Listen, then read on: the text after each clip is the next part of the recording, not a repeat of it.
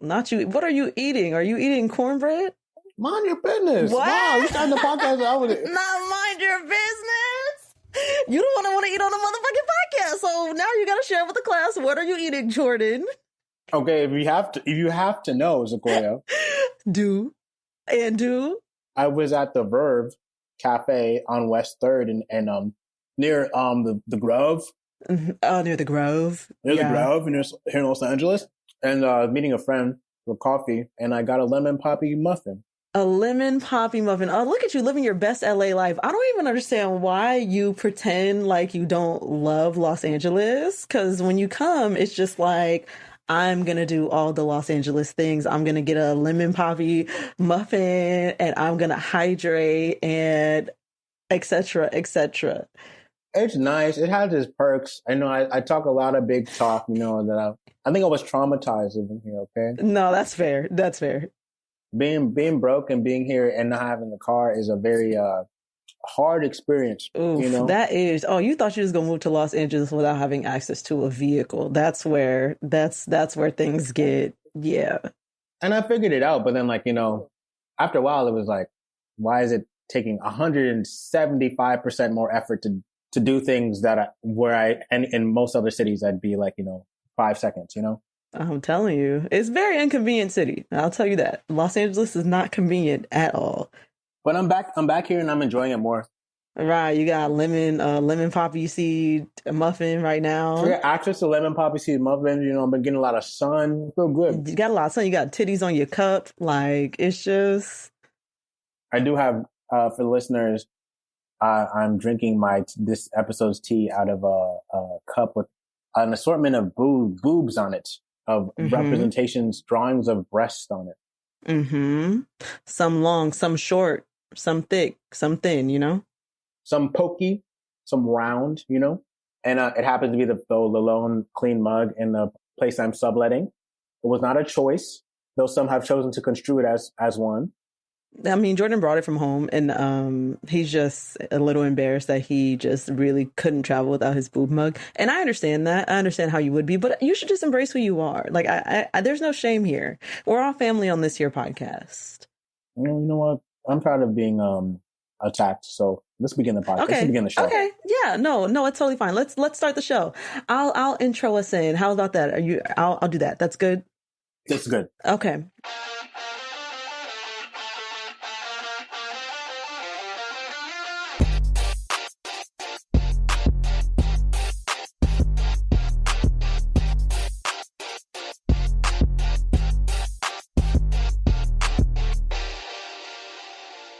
Welcome to Black People Love Paramore Podcast, a podcast where we chat about the seemingly random things large groups of Black people go up for. I'm your co-host, Sequoia.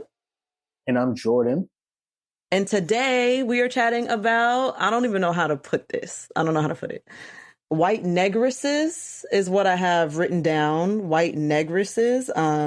What's another way? Blue-eyed soul singers? No. Blue-eyed soul singers, Gwen Stefani. And Gwen Stefani. I feel like the main category is Gwen Stefani, and then and then we're filling out that's the name of the species, the Gwen Stephanicus, and we'll be filling it out. But yeah, the Gwen Stephanicus and then the rest. Yeah. So the Black non-Blacks that the Blacks love, like your I'm not gonna call Gwen Stefani Your Highness. It just doesn't. It's not ringing off the tongue for me. This is a complicated episode because I feel like what we're really going to be talking about is people who weaseled their way behind the barrier, so to speak. Now hold on, I'm feeling a little attacked. Based on my favorite. No. I'm feeling a little attacked. No. And I'm not gonna stand on this mighty podcast and pretend like I don't have some faves who haven't engaged in this sort of activity. But like we're gonna get into it. We're gonna kind of try to piece apart what is the attraction to this sort of thing. Okay. Period. So more of an observation. Well, we'll see when we get to my list of the white negresses that I've picked out. We'll see if you stand with that no attacks here. But first, I have in my defense this week is Inspired by a tweet that I saw that has now been turned into Instagram posts and multiple things. The Negroes are mad at this one. The Negroes are mad at this one. The tweet says something along the lines of, I really want baked mac and cheese to release the hold it has on my people. The tweet came from a Black. Okay. Now, I don't have a problem with baked mac and cheese. I love baked mac and cheese, in fact. Only if it's my mom's, though. Because I don't like cheese like that. And so my mom makes it in a way that I don't mind the cheese. Anyways, I don't have a problem with baked mac and cheese, but in my defense, stovetop mac and cheese really hits. There's nothing wrong with the stovetop mac and cheese. A little easy mac, perhaps, a little microwaved mac, a little Kraft's mac and cheese with the packet that you put. I'm not seeing a problem. I'm just failing to see the problem. But I seem to be one of few Negroes that feel that way. Jordan's agreeing. He's snapping an agreement here. Y'all can't see him, but he's snapping an agreement. Jordan is also team stovetop mac and cheese. We'll team both realistically, but no problem with team stovetop. Look, I'm functionally, my cousin and I grew up as latchkey kids, right? We were kids whose parents were always working. Right. And we got left often at my one cousin Tamron's house with my auntie Valerie, who was kind of like, she lived at Tamron's house, and she couldn't see very well, but she like kind of took care of us. And the only thing in the crib for us to eat would be like mac and cheese or whatever, things that we'd make on the stove like that, ramen noodles. And so I have had my fair share of stovetop mac and cheese. Yes. And honestly, it wasn't because, as we've established the West Indian LA Black divide on this podcast, / Southern Black divide.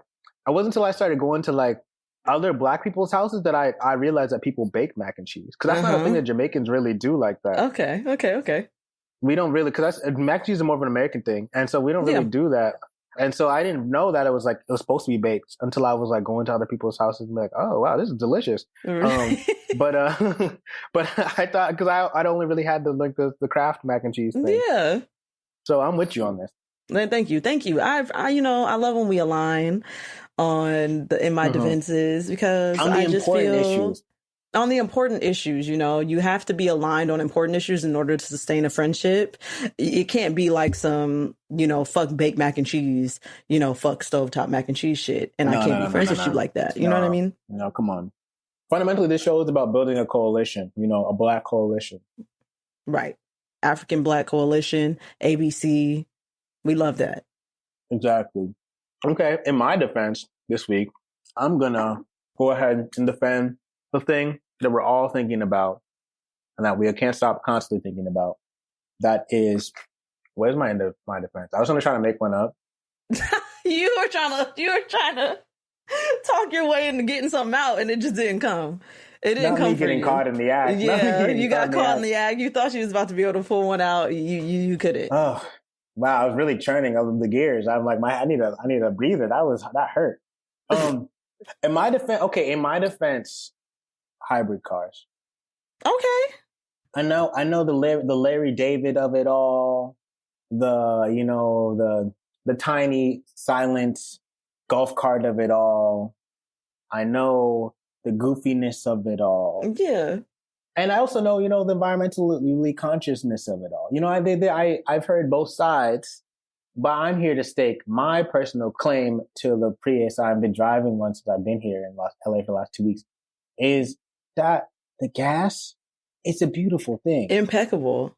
I filled it up like once in the last 2 weeks, and that thing just keeps on moving. Keeps on giving, the gift that keeps on giving. I was so used to being in conventional gas combustion engine cars, Right. And those things eat gas. Those things are seconds. They're Please more.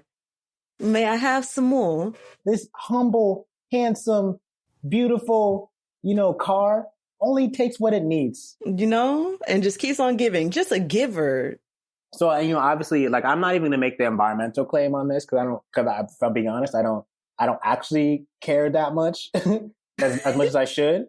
But I will make the argument for my pockets and what it's done for my bank account. What my Prius driving God has done for me. my Prius driving god. Yeah, and so I can only stand. Period. I definitely feel that. That was a good one that you pulled out. We're professionals. We're professionals That on this here was podcast. okay. Sunken City, or not Sunken City, Second City. Yeah. I feel that. Okay.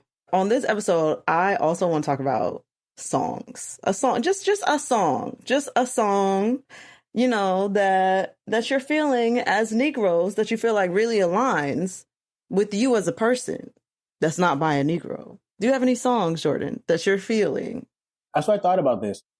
And the top two come to mind as far as like you can't have any conversation about Blue Eyed Soul or White Negresses without White Negroes without talking about the one and only Michael McDonald himself. Right, of course. Mike McDonald, for those who know, was the lead singer of the 70s funk R&B group the Doobie Brothers. He had a successful solo career after that, but he has a song on the Doobie Brothers, what was called "Minute by Minute" that I love. Go listen to that song. Yeah, we don't own the rights to that song, so I'm not gonna hum it. But everybody knows what a fool believes. It was like, he said he's not gonna hum it. That's the other song. And then proceeded to give us a trumpet version of a different song. But yeah. "Minute by Minute" is so good. It's the song that directly follows "What a Fool Believes" on their album "Minute by Minute." So you was listening to the full album. Sequoia, you know, I had my quarantine moment where I got a stereo, I got a turntable, I did see I got some records, you know, yeah. And one of them was "Minute by Minute" by the Doobie Brothers, and it's very good. Actually, the songs that I like, I feel like all the songs I like are the ones that Michael McDonald sings. I think I didn't know about the Doobie Brothers, so I got this album, was that he doesn't sing on all the songs. And there's another guy who sings, and his voice is, to me, significantly less compelling. And so I have to skip those ones. But minute by minute, Michael McDonald, they're singing, and the boy is singing. The boy is singing. Okay. They just find a groove. His little, I don't have the words for it, but I suggest go listen to it. That's all I'll say. Go listen to "Minute by Minute" by the Doobie Brothers. Okay. I will. I've never heard that, but I will definitely give it a listen. Let's stay on the train of the white men's who give it how they need to give it. I have for one song that I really like. I have "I Don't Want to Be" by Gavin DeGraw. Do you know that song? Whoa. I don't want to be there. I don't want to be there. Yes. Wow. Oh my God. The way that melody just shot out of my spine. It's so good. Like, I don't know what Gavin DeGraw was really pouring his heart out. Like, he was coming. Ooh. He did not want to be anything other than what he's been trying to be lately, and that's on Period. Okay. With that little trucker hat he used to wear. Oh my God, it was so bad. He had multiple hats that were bad. He had that thing that kind of crossed over into what Eminem was doing, that weird little Fidel Castro khaki hat. You know what I'm talking about? No. Oh wait, was it it looked like an artist hat, but it had a little rim on it? Artist hat of some kind of artist for sure. But anyway, he was also a fedora. He's also a fedora offender. He was a fedora guy. I definitely remember him being a fedora offender. I was right. Him and Ryan Cabrera. I don't know if you remember Ryan Cabrera when he was around. He was out around the same time. Yes, of course I remember Ryan Cabrera. I was talking about Ryan Cabrera the other day. The fucking fedora. Why were you talking about Ryan Cabrera the other day? How did he come up? Because my girlfriend was playing Hillary Duff songs. She stands Hillary Duff. Gang. Yeah, okay. Remember La Familia in the building. Yeah, and what about it? That reminded me of the Ryan Cabrera song, because he was of that same moment, that same sort of white Southern California thing that was happening. And what's funny is, okay, this is a tangent. The Hills is a television show. You know The Hills, okay? They had a reboot in 2020, and I think they filmed it in 2019. And Audrina Patridge, is that her last name? Audrina, y'all know who the fuck Audrina is. Mm-hmm. The dark hair one. She was dating, right? The dark hair. Not you actually knowing the people. I love that you have a sister. Your sister raised you right. I love that. It is my favorite. Okay, she was dating Ryan Cabrera in the reboot, and I was like, why is he? Or maybe she was dating him Maybe it wasn't in the reboot. She was dating him at some point in the Hills history. It might have been actually in like the later episodes of the old season. It was one of them, either in the reboot or whatever. So Ryan Cabrera, I guess he's in the zeitgeist since you were just talking about him. Mm-hmm. He's around and he's doing his thing. You know, Ryan's doing his thing. So Gavin DeGraw was one of your picks. Yes. No. So Gavin DeGraw was just a song that like, okay, I have a whole list of white singers that I feel like Black people love just in general. Should I give my list or should I wait for it? Yeah, let's just jump right into it. I'm curious. Okay. Let's just jump right into it. So white singers that Black people love. I'm going to start out hot. Okay. I'm coming out the gate hot. One, Miss Ariana Grande. Okay. One, Miss Ariana Grande. Black people love Ariana Grande. Black people love Ariana Grande, which can be, you could tell by her Black fan group are called Mocha Grandes, like like a Starbucks drink. You know what I mean? They're called Mocha Grandes. Yes, her Black fans are called Mocha Grande. I am a Mocha Grande. Okay, and then one Miss Patti LaBelle called her a white Black girl. Let's not forget Miss Patti LaBelle in real life. Patti said that? Patti LaBelle said Ariana Grande is a white Black girl to Ariana Grande on stage. I don't remember what the event was, but Patti LaBelle did. So what y'all gonna do? Argue with Miss Patti? No.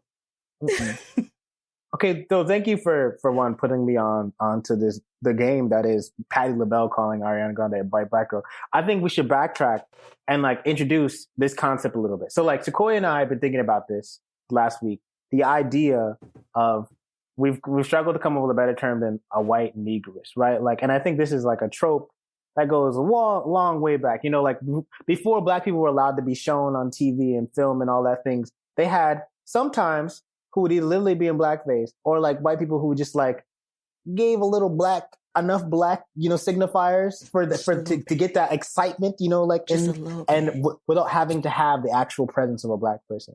This phenomenon has mutated to its current form, and in the form it's been in the last like 50 years in pop culture, of like performers who have a je ne sais quoi, je ne sais nig about them. A je ne sais nig, yes. Je ne sais nig, yes. A je ne sais nig about them. That it just smells. It gives. It's no coincidence, right? A lot of these traditions that these artists are working in are traditions that the techniques, the style, the like, you know, the flavor has been pioneered by Black people, you know, and they're just doing a dutiful rendition. And in the best case, they bring their own little flair to it. But they're doing a dutiful rendition of things that Black people have helped pioneer. And then we are left with like some of these artists who like, you know, are white, but like, you know, have a je ne sais nig about them that je ne sais nig, yeah, that makes them compelling.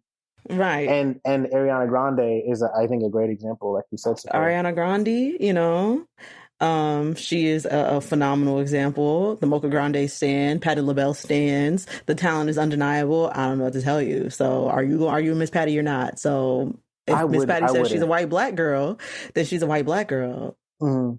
We canceling Miss Patti? No. That's wild that she said that. But you know what you're saying, right? Because Ariana Grande sings with that melismatic, you know, run heavy. No, but it's not melanistic. Not melanistic. Melanistic. We're not talking melanistic. We're talking about melismatic, melisma, right. the technical vocal term for like putting a bunch of notes into for runs. And she does that melismatic thing. She does like she has a very specific kind of Whitney Houston indebted delivery, you know, that like but she does it well. And it's like convincing, and it doesn't feel like it's put on. It feels like this is a person who is like skilled in doing the thing that they're doing. So when I hear Miss Patti say that, I hear what she's saying. You know, I hear that. I hear saying like, I understand where Miss Patti's coming from. Mm-hmm. It makes sense. Yeah, that's really interesting. Who are some other ones that you were thinking of? I have Tina Marie. Oh, you stole mine. Because, like, have you ever heard Square Biz? I'm talking Square Biz. Sequoia. Another one I own physically. Another record. Of course. Oh my gosh, I meant to pull up the notes on this. So I was googling like white negresses and Tina Marie. Mm-hmm. And Oh yeah, and there's like academic articles that like are written about her black signifying.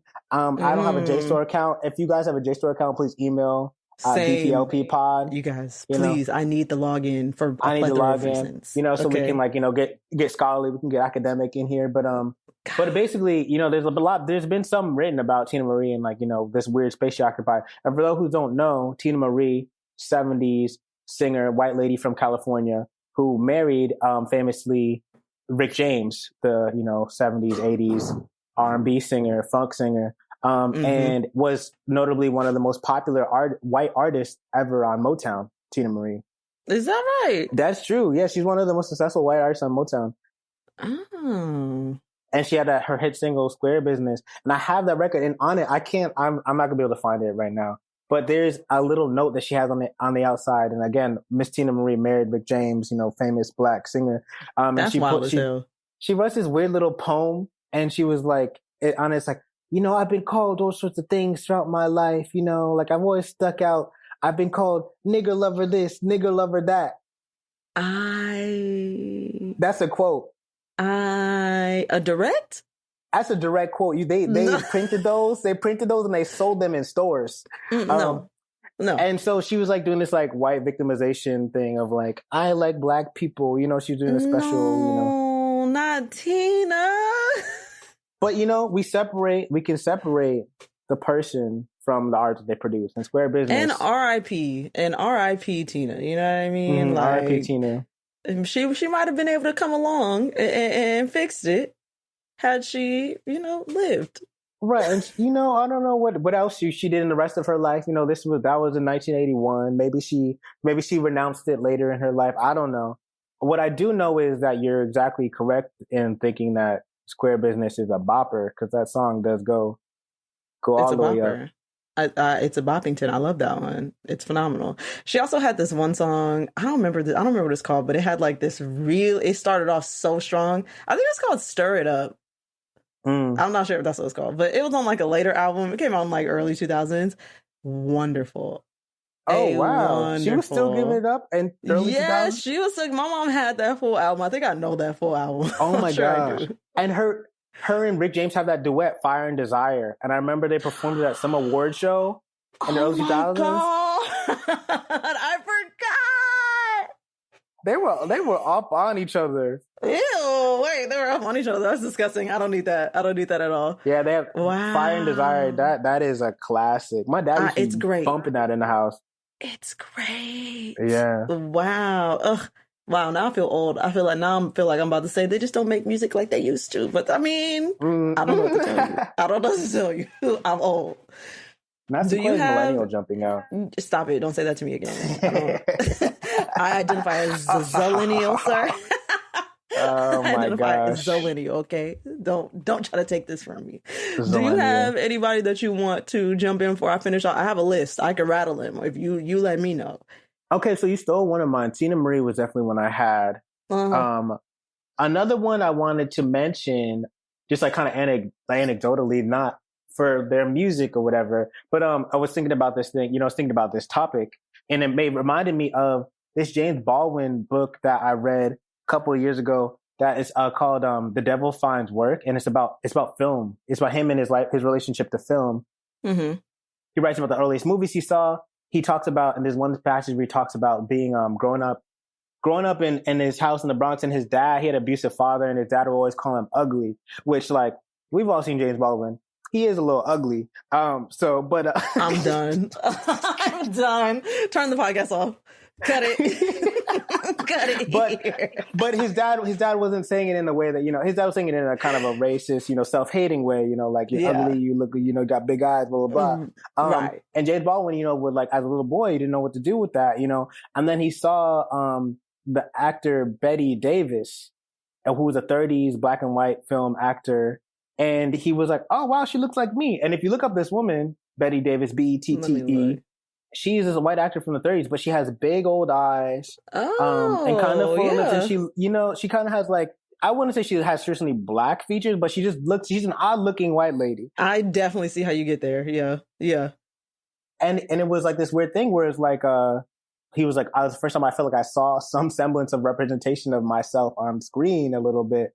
And this That's lady, so sad to me. yeah, no, because it's like the 30s, in the 40s, and but I think it was also something about her like Her her swagger, if you you know, will. how we Right. want to put it, that like also lent itself to like him feeling this way. But I just wanted to mention that because that's what, when you asked me to think about this, I was thinking that came to mind. But another one that came to mind recently, because I've been thinking a lot about the Beatles, is Paul McCartney. Paul McCartney is a classic white Negro. They came up doing Chuck Berry covers and like Little Richard covers. Like that's like the foundation of the Beatles. Like their whole foundation was like racial mimicry. And like, of course, the Beatles like went on to be very prolific, you know, and pioneering artists in their own right, and did all this, you know, made all these cool songs that we love and know. But like, there was recent profile of Paul McCartney in New Yorker, and like you hear the way he talk, and like there's a show on Hulu too with him and Rick Rubin talking, and I watched a little bit of it, and it's clear that like he like, you know, was somebody who like breathed in, really like ate up black music in the 50s and like internalized it and metabolized it and turned it into something of his own. But like the stuff that he's doing is very much rooted in black music. Like he even talks about his bass playing style he picked up from James Brown's bassist. Wow. The world loves Paul McCartney. Yes. And some of his work is like, you know, some of the most cited pop music in the last like however many years. 100%. Black people do like Paul McCartney. My mom, my 58-year-old very black mother likes Paul McCartney a lot. Right, because he's doing some things that, you know, that he picked up from grandpappies. Right, from the traditional faves. Right, and I think it's no surprise why his sort of thing has some crossover appeal. It clearly does. Speaking of crossover appeal, I want to talk about someone who is married to a country artist who just gives me racist. Blake Shelton gives me racist. Okay. I've been watching The Voice because Ariana Grande is on this season and Blake Shelton is on it. And this has made me like him a lot more. But at first I was starting to look at Gwen Stefani a little sideways for marrying Blake Shelton. I was like, why are you married to him? Because you were one of our faves. The blacks love Gwen Stefani. You were one of our faves, and then you married Blake. But it made sense also because she's from Orange County. Right. She really came in, raided the house, betrayed our trust, I feel like, with Gwen Stefani, you know? That's what she did. We didn't welcome her in with open arms. She just showed up one day and we're like, whoa, you're kind of cool. We don't mind you. Right. You know, you're doing your little thing. You do your little thing. Okay. Your little bleached ends. We don't mind your it. Your little bleached, your heat damaged hair. Come on, Gwen. Right. You gave us a couple of songs. You worked with Pharrell. You know, you did your thing. And then for her to turn around, renounce all that, and like return to her Orange County roots in the ways that she did is a little shocking to me. I felt destabilized by it. I you know, it was a little bit jarring, you know, it did shake me up a little bit, but now that I understand Blake better, I get it. But Miss Stefani has just made good music over the course of her career. Sure, she culturally appropriates, but if you're going to, that's how you do it. I'm looking at you, Miley Cyrus. If you're going to culturally appropriate, that's how the fuck you do it. Okay? If I'm gonna hate that you're doing it, make me like really hate it because I really like your stuff so much. You know what I mean? Make me be like, well, let me tell you something. I'm still gonna listen. What's a Gwen fave of yours? Okay. A Gwen fave of mine actually doesn't culturally appropriate in the song or video. It's Cool by Gwen Stefani. I love that song so much. That song is so good. It's so good. It sounds so really nostalgic. Good. In the video, she's like on this bike with like this retro outfit on, like a little dress, and her hair. It's so good. I love that song. Or Luxurious, obviously. And that one is cultural appropriation, you know. Yes, that's the one, Slim Thug. That's the one where she's doing the most with the cultural appropriation. Miss Ma'am was doing every culture she could get her hands on in that fucking video. Well, yeah, that was the thing about her too. She was like, it wasn't just black stuff. She was taking from everything, like Indian stuff. Everywhere. Latino stuff. She was a chola in that video. She was doing everything. Oh my gosh. She was doing so much racial cosplay. It was like a cosplay. variety She was show. really It was like a variety show. cosplaying. It really was, and I was here for the show. I love that variety show. That Yeah, was we my were favorite clapping. variety We bought show. our tickets. We really bought our tickets. Every black person loves Gwen Stefani. I remember when Holla Back Girl came out. Also, if you really look at that song, you like, now Gwen. Okay. What was this though? Now Gwen. Now Gwen. What the fuck was this? Not at the like the racial interrogation. Right. In retrospect, now Gwen, Gwendolyn, you're gonna have to answer. 2005. What did you mean by "ain't no holla back girl"? Please define a holla back girl, Gwen, because I don't know what the fuck it is. Girl. I need you to define it, please, quickly. In your words. What would you say you were getting at? Right. Huh. You said this shit is bananas, BANANAS. Are you calling us monkeys, Gwen?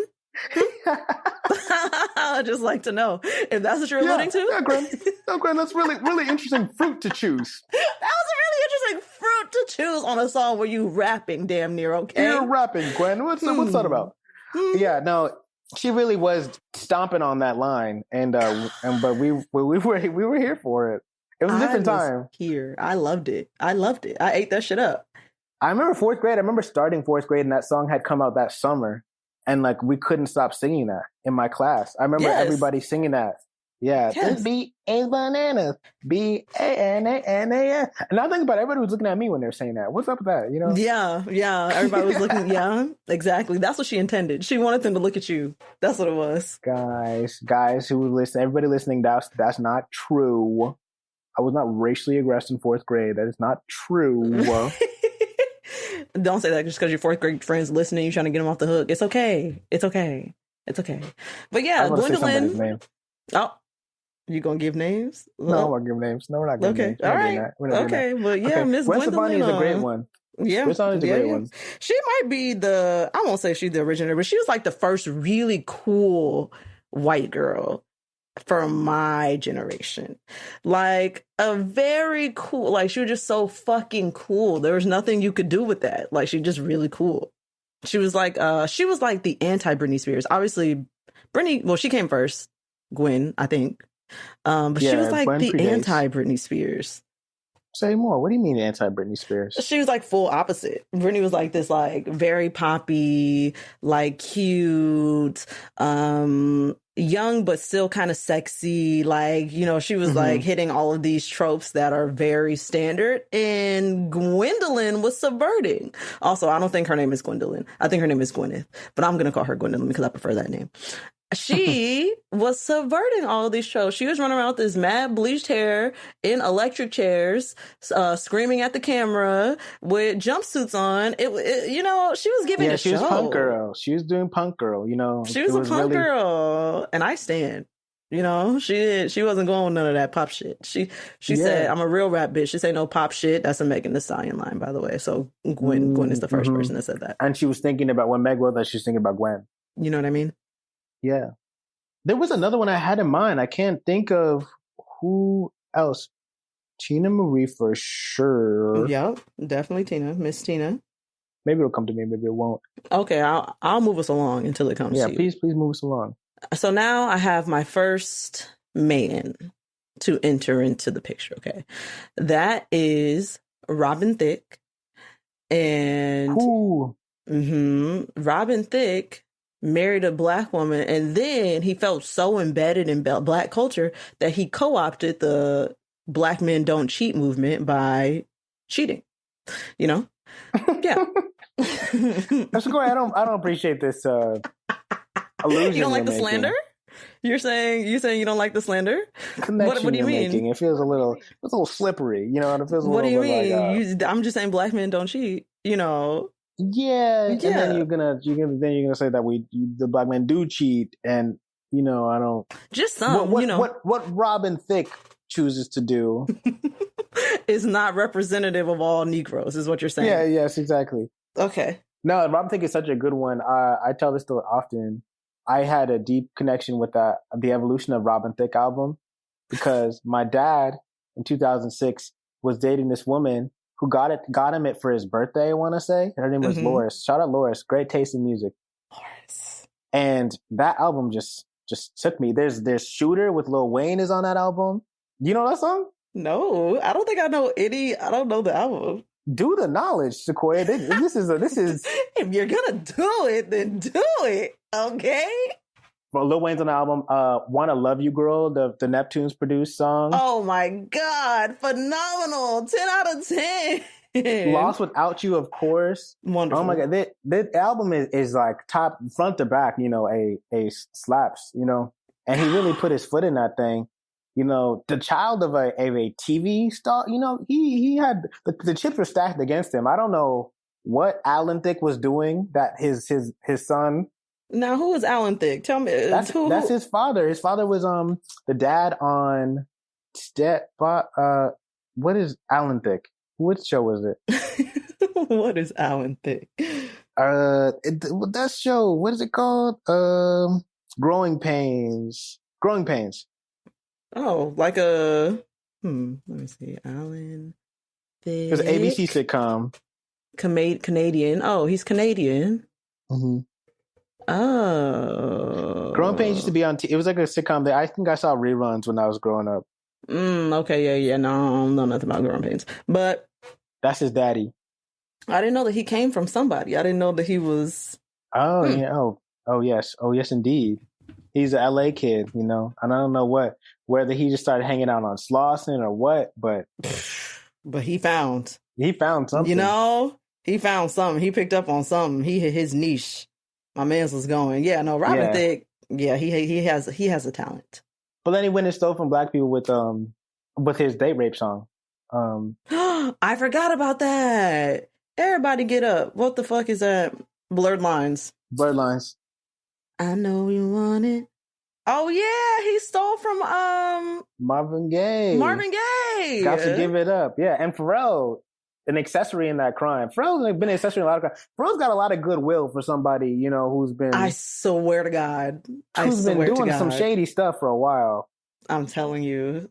And Pharrell, don't send the Illuminati at me. Like I all respect to the skincare. All respect to the skincare, to your poreless, beautiful face. But yeah, no, he's had his run-ins, and he's managed to keep the goodwill high. I remember the one I wanted to talk about as well. Go for it.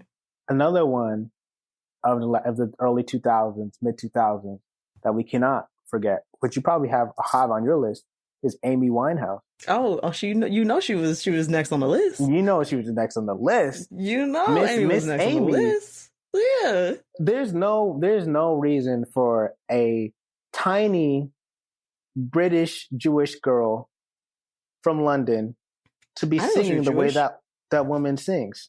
The way that woman sang was something else. We were just listening to Amy Winehouse over here the other day, and they didn't shy away from the black of it all. They gave her a little beehive. They put her on some Motown sounding, backing production, and because her voice just sounded that way. It was really convincing. And I feel like it's one of the people where the sheer talent and the songs she was making just forced people to be like, yeah, she can hang. She's invited. There was nothing you could say. Once you heard the voice, you were like, oh, I mean, what am I supposed to do about that? That's what it is. It's wonderful. Yeah. What a gift. What a gift. She is tiny, or she was tiny. Amy Winehouse was tiny as fuck with the lungs of life. Yeah, with a big old voice. It feels like that felt like some reincarnation shit. I feel like Amy Winehouse's existence is probably the strongest case for reincarnation, because she was definitely a black woman in the past life. 100%. She was definitely a black woman. Yeah. I don't know if I can agree with that. I don't know. That's fine. How reincarnation works. Yeah, you're gonna leave it at that. Yeah, that's totally fine. That is totally fine. I'll move us along then, unless you have something else you want to say about Miss Amy. No, go ahead. Let's keep it rolling. I have 3 more. I'm gonna skip the one that I had initially because I feel like he can move down the list a little bit. John B. I'm still not convinced that this is not a black person. Even upon looking at him, I'm like, Jonathan B. I don't know. My man's was giving was giving early blackface, if you ask me, because I'm looking at him like, yeah, okay, if you told me this man was half black, I believe it. I mean, I imagine John B in the 90s would take that as the highest compliment. I think I'm sure. He was cutting his facial hair that way for a reason, you know. he was getting that hair lined up that way for a reason. His lineup was sharp. My man's lineup was sharp. He was taking all those black and white photos for a reason, you know. For a reason, right? He didn't want to come across too pasty. He said, "Okay, come on." Yeah. He's like, they can't tell what I look like if it's in black and white.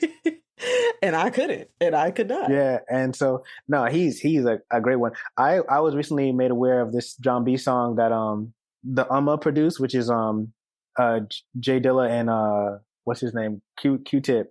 They produced a John B song called "Cool Relax."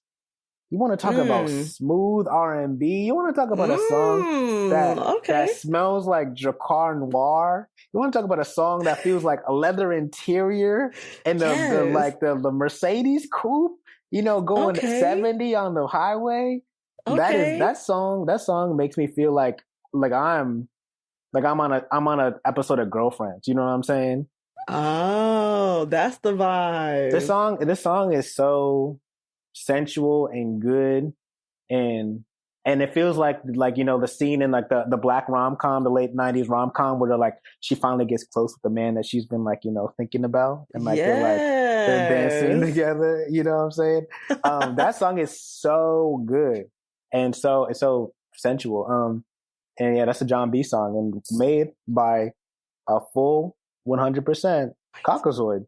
A cockazoid, a cock. That's crazy. That's crazy. Yeah. Because John B really is so special. Like, he's so good. Don't talk, baby, just do it with me. Take a sip. Like, he was really... I had no idea that was a white person. I'm not even going to exaggerate, until probably my sophomore or junior year of college. Probably like I was like 20 or maybe 19 or 20 when I figured out. I think it was when I first started like looking at the album covers, because I was on streaming platforms. So, you know, I'm like really looking at album covers and stuff of music that I don't own the physical copy of. And I was like, is that a white that I'm looking at on John B? And it was a white. He was indeed a white. Lo and behold, there was a white. There he was. Wikipedia tells me he's from Pasadena. Is that right? Mm-hmm. That's what a Wikipedia native. says. Okay. Not mad about that. Okay. I love that for John. He was going to that Roscoe's a lot, I bet. That's where he picked it up. That's where he picked up the song. Yeah, he was at Roscoe's. He's at Roscoe's. Also, if we want to talk about a place that's overrated, it's Roscoe's Chicken and Waffles. Okay. What? Very overrated. What is this blasphemy? This is very overrated. Do you have a maybe we can take this off air, but if you have any places that you think are better, you know, in soul food spots that you like more, put me on. It's my mom's kitchen, but you know, that's neither here nor there. Yes. Right. You know, chicken waffles. I'd have better chicken waffles from my mom every day of my life, damn near. Right. Anyways, okay. Past John B, I have two more. I have Bobby Caldwell. That's obvious. Who? Bobby Caldwell. What you won't do? Oh, do for love. Oh my gosh. Yeah, I did not know that was. Yeah, I did not know that was a white person for a long time. Yeah, right. Yeah, you're shook. Yeah, no, Bobby Caldwell is truly phenomenal. Yes. Well, he looks like a Disney character. These old time photos of him. He looks white. It's like they did it to him on purpose. Like a Scandinavian way. It's kind of scary. Scandinavian Disney. Yes, he's a little scary. Yeah, you would never expect that voice to come out of that, right? Mm-hmm. Yeah. Bobby Caldwell's great. And then my last one is Yebba. Have you heard of Yebba? Yes, she's on the Drake album. She's on the Drake album. Yebba's Heartbreak. Uh-huh. I'm only recently become aware of her. But right before the Drake album came out, my sister was telling me about her. And my friend Natalie is a great writer. She wrote a short profile of her for Elle magazine, I want to say.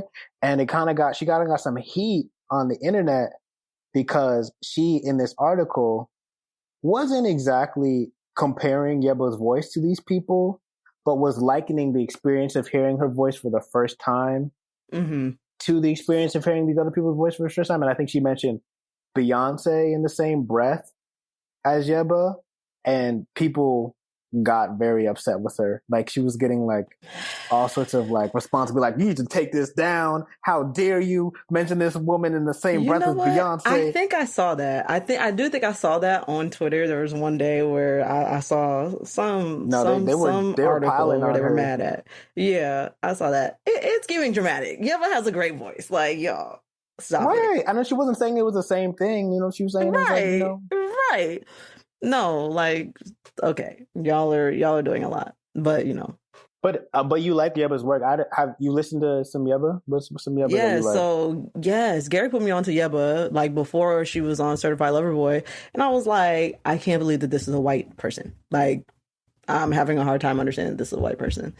And then he showed me the music video, and I was like, this is actually crazy. Like, this not making no sense to me. And no, yeah, Yeba is great. So that wraps up my list of white singers that Black people love. Maybe Black people don't love Yeba yet, but I think they're going to get there. I mean, Drake loves Yeba. Drake is Blackish. Is he? Right, Blackish. Right. he's Black like. He's Black adjacent. Right. He's off Black. Yeah. I also have a very short list of white singers who wanted to be loved by hashtag the Blacks and missed. Oh my gosh, I love this list. I can't wait to hear. I just have four people on here. Very long. This one's gonna be very long. It could be mad long. Okay, so if you have anybody anecdotally that pops up for you, you feel free to share. I have a very short list that just, you know, I guess these aren't necessarily singers, artists in general. We have one. Iggy Azalea, obviously. Oh my gosh. Igloo Australia. Igloo Australia had the cosign of a Clifford Tip Harris, okay, who tried to put her on. T.I. tried to put her on. We still didn't give a fuck. Yes. We didn't want you. We didn't like it, actually, babe.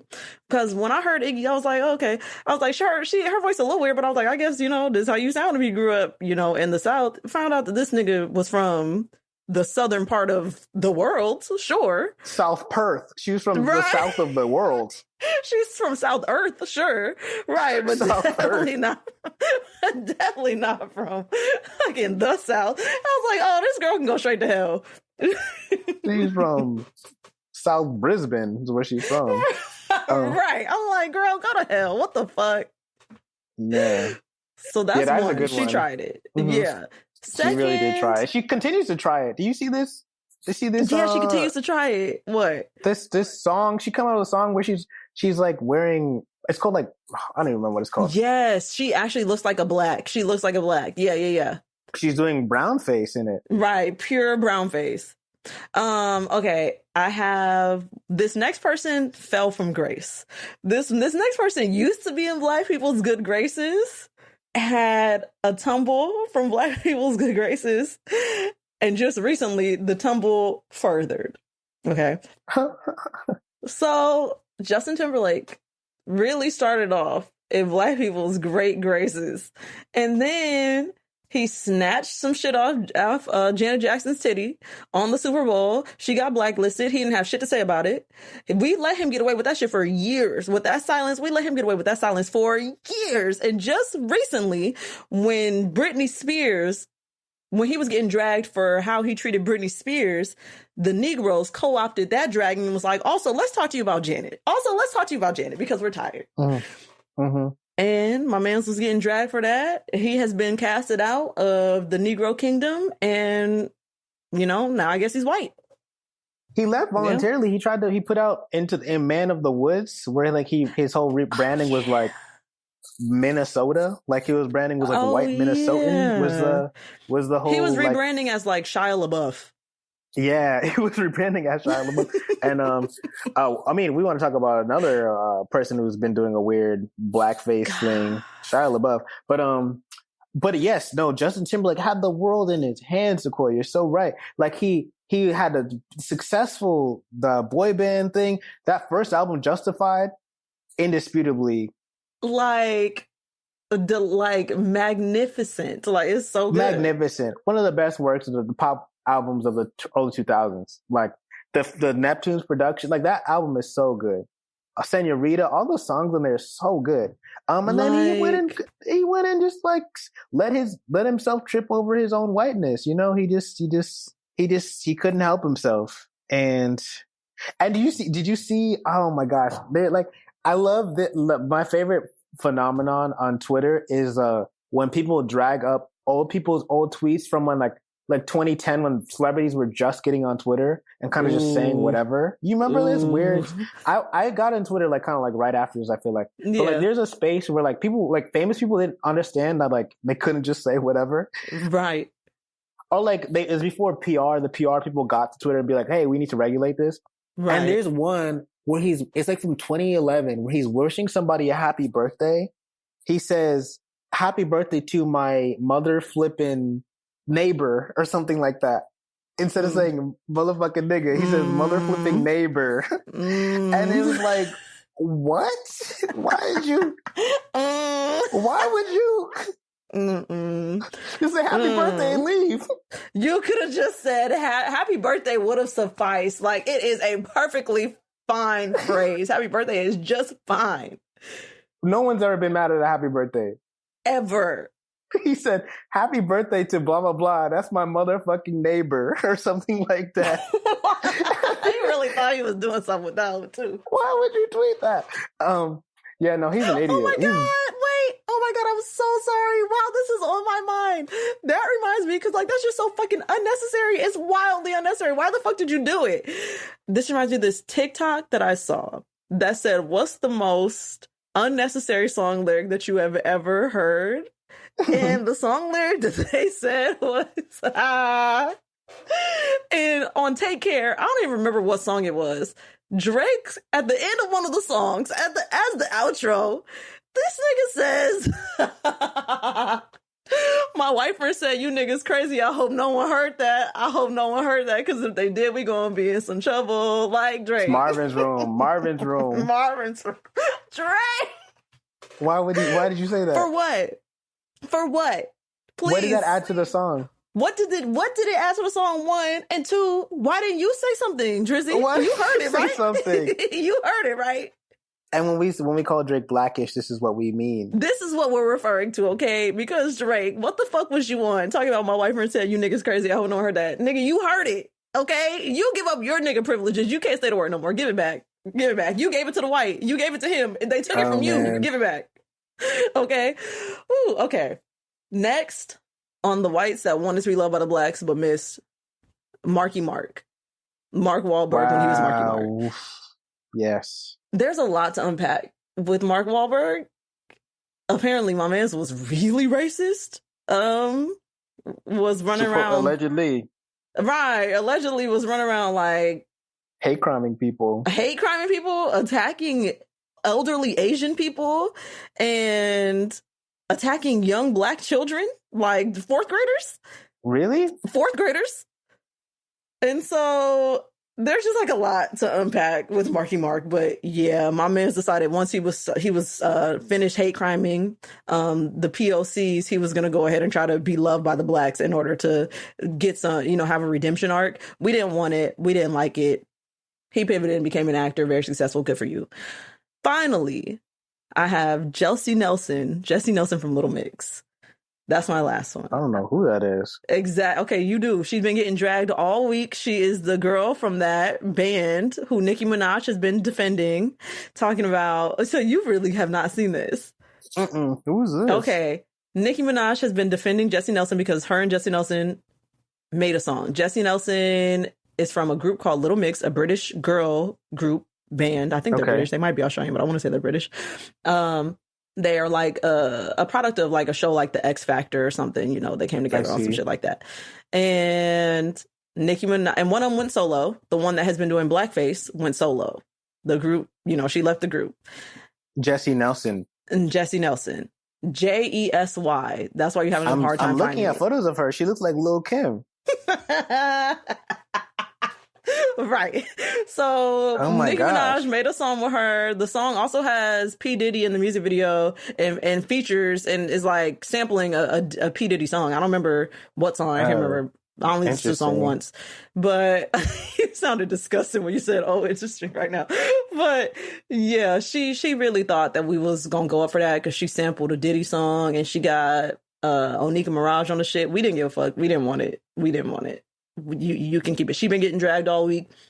Nicki been getting dragged all motherfucking year. Specifically for the blackface of it? Yes, she been getting dragged for the blackface of it and just because the song is ass. Okay. In general. The song is Boys with the Z, I see. With the Z. Oh man, the cover is unfortunate too. She's doing this is very like, you think people are like smarter than this now. Like she's wearing like a ice cream sneakers, a inexplicable beanie, like a white silver lace fronts, no. like a couple of those choker diamond encrusted chains. This is like the type of blackface they put on like a sitcom and they're like, haha. You know what I mean? No, like, literally, like it's over the top. Like it's like too much. It's like it's insane. It's absurd. Like it's like you're joking. Like you have to be being funny, but she's not being funny. She's being serious. And then you have Nicki Minaj going and defending her on live. Her and Jessie do a live, and Nicki is like, I don't know what the problem is. I wear blonde hair and green contacts all the time. I wear blonde hair down to my ankles if I feel like it, and green contacts all the time. As you know, not Nicki enabling. Like, Nicholas, can you shut the fuck up just once? Just once. Please be quiet. So Nicki Minaj is an anti-vaxxer and a blackface enabler. Amongst other things that we don't necessarily have to bring up. But yeah, she's been doing a lot of things lately, and this is just one of the plethora of tasteless things that Nicki Minaj has been doing lately. So yeah, that concludes my list of white singers who wanted to be loved by #TheBlacks and missed. I'm sure there are others. If y'all, want to tell us what those others would be on your list, feel free to write in, hit us up on social media, all that shit. Mm-hmm. And I think that the Jessie Nelson one is a nice, convenient ending point because I feel like it serves as our Black people's hate for the week. I agree. We didn't really have one, but I agree. I think we found Black people hate Jessie Nelson and blackface. And I think it's like a nice code to this episode too, because I feel like we were trying to get at how some of these previous artists were doing a thing that sat somewhere between. Oh, there's a fire in your neighborhood. There's a fire in your building. There's a fire in your room right now, Sequoia. For real. That shit was mad loud. Happy full moon in Aries. Anyways. Yeah. No, I was saying, like, I feel like we were getting at how a lot of these artists that we were talking about earlier in the episode, their work sat somewhere between like blackface, blatant blackface, and like an iteration on like a black thing. The line is very blurred and it's all pretty gray. You know what blackface is when you see it, though. And this Jessie, you do.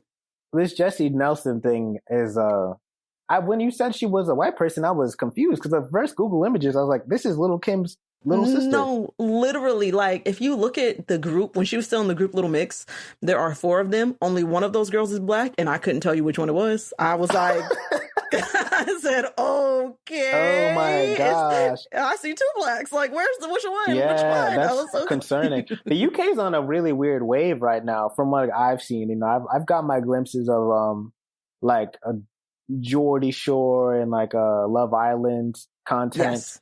And it seems like this Kim Kardashian blackface, super tan, mixed fish thing happening is like kicking into overdrive over there in a way that I don't feel like at least the pop culture people seem to know a little bit better than they used to. The Kardashians, are going to keep being the Kardashians, but I feel like other celebrities are kind of getting wise to like, that's not what you should be doing. That shit is not cute. Like, that's not what you want to be known for. The Kardashians are like capitalizing off it, but everybody else is like, girl, you're throwing your career away. Like you're entering in it too late. Like you can't start this shit in 2021. You missed your little window, You missed the little window. You should start this shit 7 years ago, babe. Meanwhile, Gwen Stefani's still eating off those Bindi checks. And I'm the one that's eating it up. I'm eating that shit clean up. So, Gwen Stefani's still eating off those holla back girl checks. The Bendy checks and the Holla Back Girl checks been feeding Miss Gwendolyn for her whole life. Her kid's going to private school off of that, 100%. Her and Blake Shelton's conservative flag wearing kid definitely. What is that? Not conservative. Confederate flag wearing kid definitely, eating off that check. The window closed and it's probably going to stay shut, hopefully forever. So 100%. I hope so. I would love that for us. I would love nothing more than for that window to go ahead and remain right where it is. But I think that's all that I had on my list for today. The white negresses and Negroes that Black people love. They're abundant. I'm sure there are a billion that I didn't miss. We gave them a lot to chew on, you know what I'm saying? We did. We gave them a lot of food. Digest that and come back to let us know your thoughts. Stream Minute by Minute by the Doobie Brothers. Plug your shit, Jordan. Plug your shits, okay? Okay, well, I really need to write an outro. I finally wrote an intro. I don't have an outro. Leave them wanting more. You know what I'm saying? It's show business, baby. Just cut it. Just cut it right here. Yeah, don't actually right here. Right. But no, okay. If y'all want to talk to us at all, email us at blackpeopleloveparamore@gmail.com. If you would like to hear more, send us your JSTOR login. Send us your JSTOR login. Actually, I need that. I need the JSTOR login. I also have, I'm not even going to talk about that. I need a JSTOR login really bad. 2, rate our podcast on Apple Podcasts because we need you to do that. Would love that. I told y'all somebody gave us 4 stars. Take that shit back. Rate us 5 stars on Apple Podcasts. Let me be very specific. And then if you want to talk to us on social media, you can hit us up at BPLP Pod across all of those platforms. We will be there. Exactly. You know where to find us. All right, guys. It's been lovely. Yeah. Thank you. It's been great. If you want to hear more of Jordan scratching his head, you also can, Wow, has that been audible the entire time? It wasn't actually you scratching your head. It was your shirt rubbing against the microphone, but it was happening at the same time as you were scratching your head, and it looked like that. Anyways, that's it, y'all. Bye.